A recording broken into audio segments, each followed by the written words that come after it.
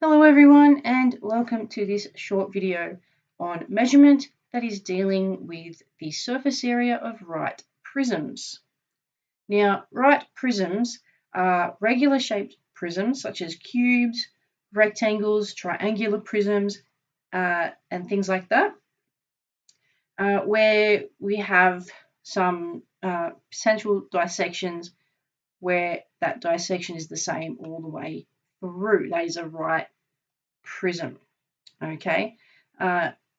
Terms of this sort of thing, we can grab the net of that solid shape. It is a solid shape, or it could be a hollow shape, but the outside is three-dimensional, and that's the big part of it, is that it is a three-dimensional shape. And we can unfold that shape as we have done previously with other different things.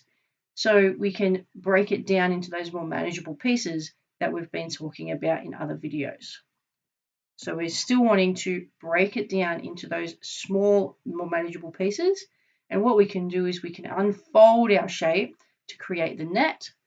And creating that net will allow us to find all the different faces and the area of all the different faces of that prism so that we can add it all together when we want to get the whole surface area. So again, we have our systems here. We're going to visualize that surface, maybe draw the net so that we can unfold and break into more manageable pieces.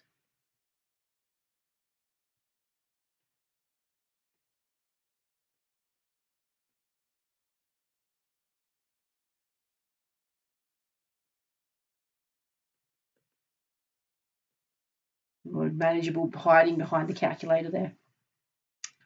So we want to use that net as the guide for finding all our different surface areas, substitute all our values, add everything up together to get our whole surface area, making sure that we're using the correct units of measurement as given in the question and using the correct specificity of our answer. So if it's 2 decimal places, we have our 2 decimal places.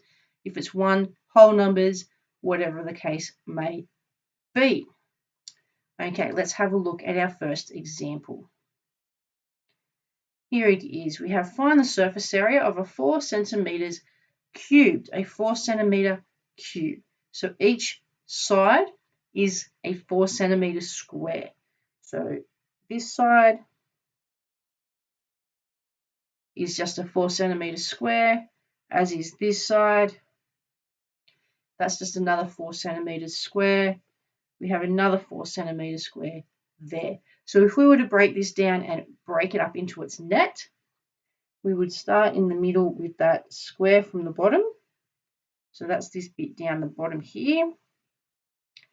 And then put all the bits and pieces on. So this would be the side at the back, the side here on the right, the side on the left, and the side at the front. Now what we can then do is we need to add that top face, that bit at the top. So that bit at the top can go pretty much anywhere because that's the bit that folds over. I'm going to pop it over here on the end. Now there are all the faces that we have. We actually have 6 faces on this cube. So we have 6 faces on the cube. Okay, 6 faces on that cube. So we're just going to do the side squared 6 times. So for our surface area, so SA for surface area is going to be 6 outside of S squared. So 6 lots of that side squared. And in our case, it's 4 centimeters. So 6 times that 4 centimeters squared. Okay, so we now have that 6 times the 4 centimeters squared. We have our calculator there to the side. So we're just going to go 6 times 4. And we want that squared bit in there. So squared and then hit equals, we get our 96. So this one is 96. So the unit of measurement for this one is the centimeters. So we want centimeters squared. Okay, and that's all we have to do for that question. Okay, now we haven't been asked for decimal places, so we just give the answer as is. Here we have the second of our examples, the last of our examples. Not much to do here. Again, it's just about breaking it up into its net. Okay, we want to find our surface area. This time we have a rectangular prism, so we've got a couple of different shapes happening. So we have our base rectangle. We have the two sides that are sideways. So we have a side that comes out here, and then we have a side that's the same size that's coming out the other side. Okay, and then we have the sides that are sort of on the left and the right. We have it coming around like so. It's kind of in the way there a little bit. And then, of course, we have that bit at the top. So we can put that pretty much anywhere. We can chuck that down here. We should be relatively the same size as the one in the middle. So in terms of the side length, so with the square, we didn't have to do much around the side lengths because all the sides were the same size. So in terms of this one, we can see that there's a whole bunch of sides that are the same size. So we can put a mark on each one of those sides that has the exact same size. Okay, and this one is 3 meters. All right, hopefully that's making sense to people that that's 3 meters. Now we have another side length. We have another side length that needs to be considered. That's this side length. And hopefully you've all noticed where I've missed one of the side lengths on the previous length. And that's this one here. Okay, so now this middle side length, this one is that 4 meters length. Okay, and then we have our last lot of side lengths, which is the longest side length. And that one is our 5 meters length. Okay, now all of those bits and pieces, you can see there that we have pairs of sides that are the same, pairs of faces that are the same. So we have this face, which is the same. We have this face, which are the same. And then we have these faces, which are the same. Now you see I've labelled them with letters. Letters are going to make things a little bit easier for us a little bit when we're actually adding everything together. Okay, so now we're going to start actually putting together our formulas. Let's bring that back out around this side. So we're going to do area A. Okay, so we're going to take those measurements from area A. So that's the 3 by 4 meters. So that's the 3 by 4 meters. We're all going to be BH today. So that's going to be 3 times 4. 3 times 4 obviously being our 12. We're going to have area B.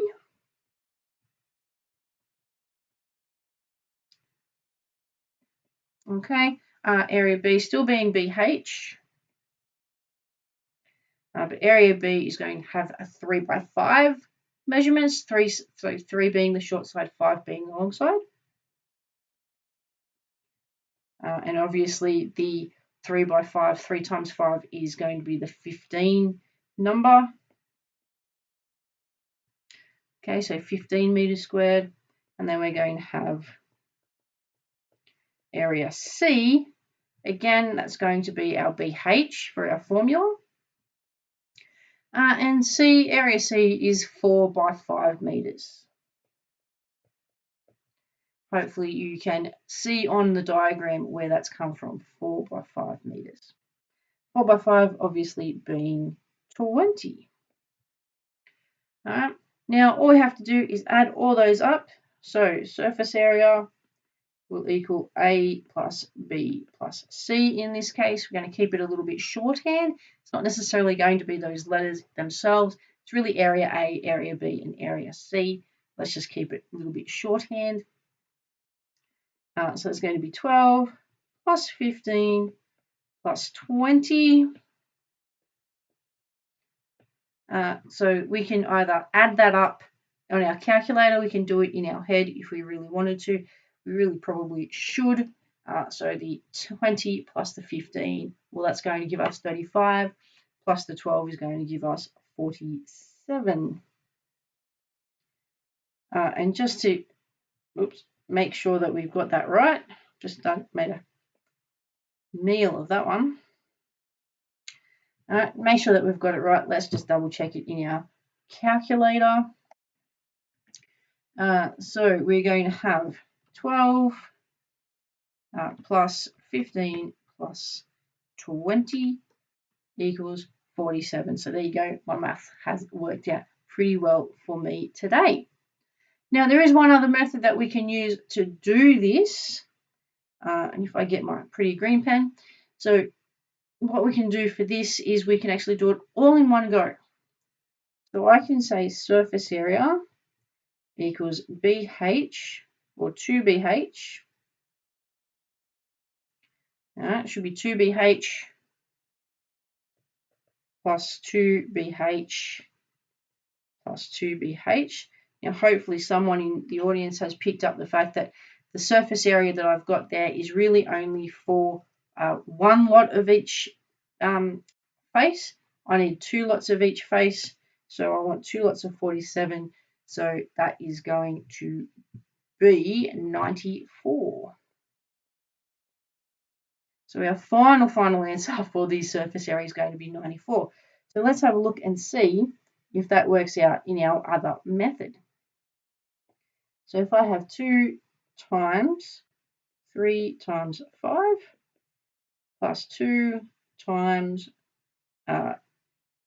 3 times 4 and 2 times 4 times 5. Now, hopefully that all works out to be 94 meters squared.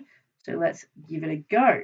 So we want 2 times 3 times 5 plus 2 times 3 times 4 plus 2 times 4 times 5.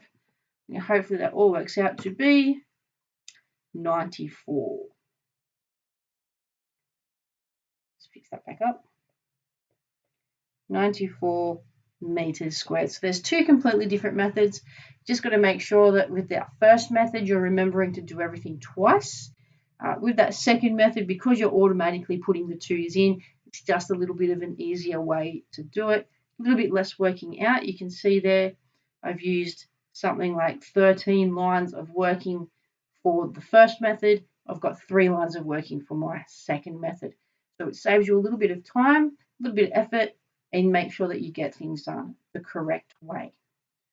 Hopefully this video has been informative and has helped you understand a little bit more about the surface area of right prisms and how to find them, and making sure that you can ask some questions if you need to. Feel free to comment below, and thank you for watching.